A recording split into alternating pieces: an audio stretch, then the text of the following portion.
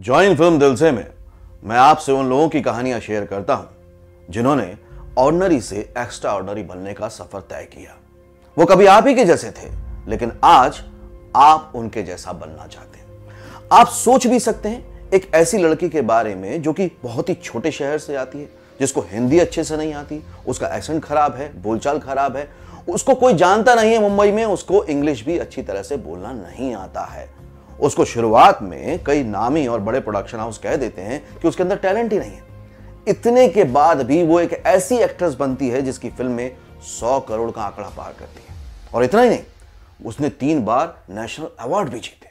जो कमर्शियली भी हिट है और क्रिटिकली भी एक्लेम्ड है, वो स्टार है सुपरस्टार कंगना रनावत। कौन है आप? अलग, अनोखी, अद्भुत। ये सर न डर से झुकता है, ना अभिमान से उठता है, बस आंखों में आंखें डाल स्वाभिमान से अड़ा रहता है। जॉइन फिल्म्स में और भी बहुत सारे वीडियो अवेलेबल हैं जिनसे कि आपको प्रॉपर प्रोफेशनल गाइडेंस मिलेगी। भले ही आप एक्टर बनना चाहते हो, राइटर बनना चाहते हो, फिल्म मेकर बनना चाहते हो, सिंगर बनना चाहते हो, आपको हर तरह के इस पर वीडियो मिलेंगे। भले वो फेक ऑडिशंस पे हो कि ऑडिशन कैसे देने चाहिए, इस पर भी डिटेल वीडियो अवेलेबल है। 1987 में हिमाचल प्रदेश के एक बहुत ही छोटी सी जगह भामला में कंगना का जन्म हुआ। मां स्कूल टीचर थी, पिता बिजनेसमैन थे। बचपन से ही वो बड़ी बागी स्वभाव की थी, बहुत क्वेश्चन पूछती थी। बचपन में जब उनके फादर उनके लिए गुड़िया लाते और भाई के लिए लाते गन, तो वो क्वेश्चन पूछती क्यों, उसको बराबरी से गन क्यों नहीं मिल रही है। ये जो स्वभाव था ये हमेशा उनके जुझारूपन को दर्शाता था। हमेशा से वो अलग तरह का फैशन करने में विश्वास रखती थी। जबकि ज्वाइंट फैमिली थी, कंजर्वेटिव फैमिली थी, लेकिन वो हमेशा अपने मन की ही मानती थी। कंगना हालांकि बचपन से ही पढ़ाई में बहुत अच्छी थी, और जब हम लोग पढ़ाई में अच्छे होते हैं तो माँ बाप सपना देखते हैं कि बच्चा इंजीनियर बनेगा, डॉक्टर बनेगा। ऐसे ही उनके माँ बाप भी चाहते थे कि वो एक डॉक्टर बने, और माँ बाप का सपना ही कंगना का भी सपना हो चुका था। लेकिन 10th क्लास में आते आते उनको रियलाइज हुआ, जैसे मैंने कहा कि वो अलग तरह से फैशन करती हैं, उनको रियलाइज हुआ कि नहीं, मुझे मॉडलिंग में जाना है, मुझे एक्टिंग में जाना है, मुझे एक अपनी पहचान खुद की बनानी है। ऐसा हम लोग सब चाहते हैं, हमें ड्रीम रियलाइज हो जाता है, हम सोचते हैं कि हमें एक्टर बनना है, बॉलीवुड में जाना है, राइटर डायरेक्टर बनना है, लेकिन उसके बाद कुछ नहीं कर पाते, जो कि कंगना ने किया। कंगना ने टाइमली एक्शन लिया, इधर गोल सेट किया, उधर टाइमली एक्शन लिया, और 16 साल की कम उम्र में वो दिल्ली चली आई बगैर फाइनेंशियल सपोर्ट के। फैमिली का कोई सपोर्ट नहीं था, लेकिन उनको खुद पर भरोसा था। वहां पर वो मॉडलिंग करने लगी, थिएटर भी करने लगी। यहां पर पब्लिक का उनको एप्रिसिएशन मिला। हम सभी इस बात को जानते हैं कि हमारी लाइफ में एक मेंटर का बहुत बड़ा हाथ होता है करियर बनाने के लिए। वही शायद काम आया कंगना के लिए भी। जब वो अस्मिता ग्रुप दिल्ली में थिएटर कर रही थी, बहुत बड़ा ग्रुप है, जाना माना ग्रुप है, उसके डायरेक्टर जो अरविंद गौर जी हैं, बहुत ही अच्छी पर्सनैलिटी है, उन्होंने बहुत क्लियरली कंगना को बोला कि देखो, तुम्हारे अंदर टैलेंट है, स्किल है, पैशन है, तुम्हारा यहाँ पर थिएटर में बहुत लंबा करियर नहीं हो सकता। शौक के लिए करना अलग बात है, लेकिन अगर प्रोफेशन बनाना है तो थिएटर में इतना ज्यादा कुछ है नहीं, तो तुमको सिर्फ और सिर्फ मुंबई जाना चाहिए। उस बात ने कंगना के मन में ये बात बैठा दी कि अब मुझे मुंबई जाना है, इसलिए वो फौरन मुंबई आ गई, यहाँ पर एक्टिंग सीखने लगी। अगेन टाइमली एक्शन लिया, फौरन मुंबई आ गई। मुंबई आने के बाद एक्टिंग स्कूल में एडमिशन लिया, क्योंकि बहुत जरूरी होता है कि जब आप थिएटर करके आए तो आपको कैमरा एक्टिंग की समझ हो। मैं इतने सालों में मैंने बहुत बार देखा है कि बहुत सारे थिएटर के अच्छे एक्टर हैं, कमाल के एक्टर हैं, लेकिन कैमरा एक्टिंग की बारीक समझ ना होने की वजह से, कैमरा फियर होने की वजह से वो यहां पर सक्सेसफुल करियर नहीं बना पाते। इस बात को शायद कंगना ने बहुत जल्दी रियलाइज कर लिया और इसलिए एक्टिंग स्कूल में एडमिशन लिया और प्रैक्टिस शुरू कर दी। मुंबई में जिंदगी इतनी आसान नहीं थी कंगना की, पैसों की दिक्कत थी। हालांकि पिता ने ऑफर किया कि फाइनेंशियल सपोर्ट कर देते हैं, लेकिन अब तक कंगना अपना मन बना चुकी थी। जो भी थोड़ी बहुत उनकी अर्निंग होती थी मॉडलिंग से, बाकी चीजों से, उसी से खर्चा चलाती थी और उसी से वो फीस भी दे रही थी, अपने खर्चे को कम करके और सही तरीके से इन्वेस्टमेंट करके। वो सेल्फ इन्वेस्टमेंट कर रही थी। आप सोच के देखिए जरा, थोड़ी देर के लिए आंख बंद करके, कहीं यही बातें तो आपको नहीं रोक रही है। देखिए, सक्सेसफुल लोगों की अगर आप लाइफ जर्नी से सीखेंगे ना, तो आप भी अपना करियर बना सकते हैं। जब यहां पर वो धीरे धीरे एक्टिंग कर रही थी, लोगों से मिल रही थी और ट्रेनिंग के बाद मिल रही थी, तब भी कई लोगों ने बोला कि उनका जो फेस है, उनका जो लुक है, वो ट्रेडिशनल हीरोइंस की तरह नहीं है। उनको स्क्रीन पे कोई नहीं देखना चाहता है। क्या ऐसे डिसअपॉइंटमेंट से आप कभी हार गए? वो नहीं हारी, वो आगे बढ़ती रही और ऑडिशन पे ऑडिशन देती रही। ऑडिशन तो वो लगातार दे रही थी, लेकिन हर बार ऑडिशन के साथ वो ये भी सीख रही थी कि क्या ऑडिशन देने में उनसे कौन सी गलती हो रही है, या वो कहीं गलत लोगों को तो ऑडिशन नहीं दे रही। इसके लिए वो जो सफल कास्टिंग डायरेक्टर हैं, जो लोग रेगुलर काम कर रहे हैं, सिर्फ उनसे ही मुलाकात करती थी, बड़ी सेलेक्टिव थी लोगों के मामले में। समीर बनर्जी का आपने वीडियो देखा ही है, कास्टिंग डायरेक्टर का, जॉइन फिल्म्स पर। मैं थंबनेल शेयर कर रहा हूं, लिंक शेयर कर रहा हूं, देखिएगा। उन्होंने ही बताया था कि कंगना जब उनसे मिलती थी तो बहुत बारीकी से चीजों को समझती थी, और एक दिन जब महेश भट्ट के यहां वो ले गए ऑडिशन दिलाने के लिए गैंगस्टर फिल्म के लिए, जिसके डायरेक्टर थे अनुराग बासु, उसके लिए उन्होंने बहुत कमाल का ऑडिशन दिया। लेकिन प्रॉब्लम यह थी कि उनकी एज बहुत कम थी, तकरीबन 17 साल की उम्र थी, तो लुक नहीं बैठ पा रहा था, इसलिए चित्रांगना को उसके लिए साइन किया गया। लेकिन एन मोमेंट पे वो फिल्म को नहीं कर पाई। जब चित्रांगना नहीं कर पाई तो कंसिडर किया गया इनको। कह सकते हैं कि वो सही वक्त पे सही जगह थी, या जो मैं हमेशा कहता हूं कि पहला चांस हमेशा बाई चांस मिलता है, लेकिन उसमें तब आपने प्रूफ कितना किया है, कैसा परफॉर्म किया, वो भी मैटर करता है। क्योंकि बहुत सी और भी लड़कियों ने ऑडिशन दिए होंगे, इन्हीं को क्यों चुना गया? क्योंकि इनका ऑडिशन सबसे बेहतर था।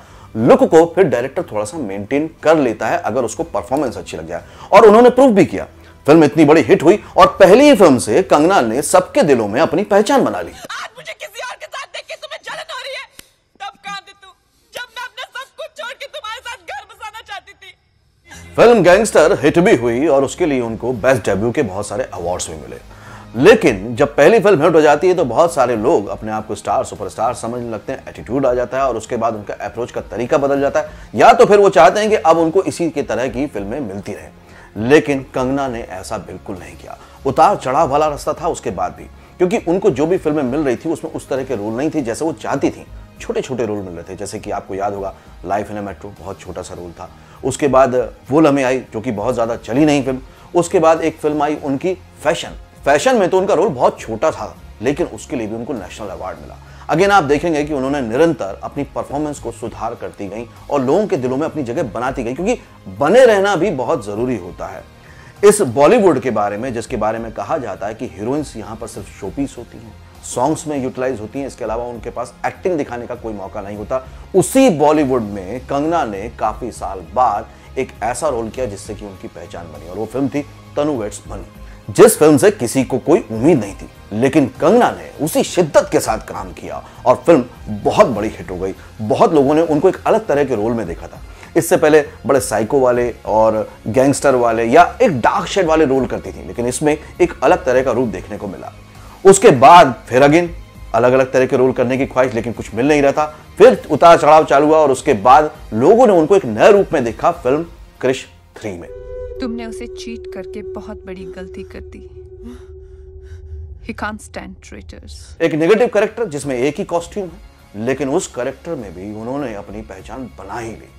उसके बाद अगेन फिर थोड़ा सा समय गुजरा और फिर फिल्म आई क्वीन में एक ऐसी लड़की की कहानी जिसको हनीमून मनाने जाना है, जिसकी शादी कैंसिल हो गई। एक इस तरह का एक्सपेरिमेंटल रोल था जो कोई भी हीरोइन पहली बार में अगर वो सक्सेसफुल है तो करना नहीं चाहती, लेकिन कंगना को अपने ऊपर भरोसा था, उसको अपने टैलेंट पे भरोसा था। उसने वो फिल्म की और फिल्म की, उसके बाद वो फिल्म इतनी बड़ी हिट हुई, सबने उसके एक्टिंग की खूब तारीफ की और उनको नेशनल अवार्ड भी मिला, दूसरा इसी फिल्म के लिए।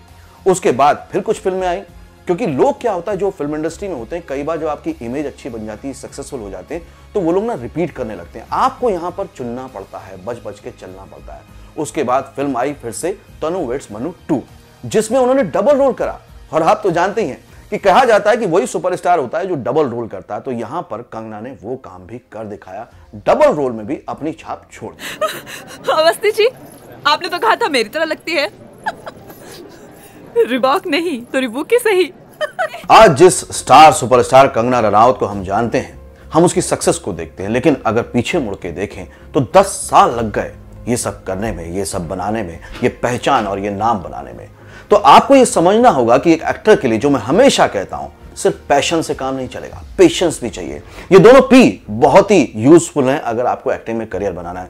कई बार आपको जोश में लगना पड़ेगा जब आपके ऊपर दुनिया हावी हो रही होगी, जैसे कंगना पे हुई, लेकिन कई बार सब्र से चलना होगा जब चीजें वैसी नहीं हो रही होंगी जैसी आप चाहते हैं। लेकिन आपको अपना गोल नहीं भूलना है, आपको अपनी अप्रोच नहीं भूलनी है, आपको अपना सीखने का तरीका नहीं भूलना है, आपको उस पर निरंतर काम करना है। और उसी का नतीजा है कि आज वो इतनी बड़ी एक फिल्म मनी करने का में सेंट्रल कैरेक्टर प्ले कर रही है। क्यों? क्योंकि अब इंडस्ट्री को उन पर भरोसा हो गया है, ऑडियंस उनको देखना चाहती है अलग अलग तरह के किरदारों में।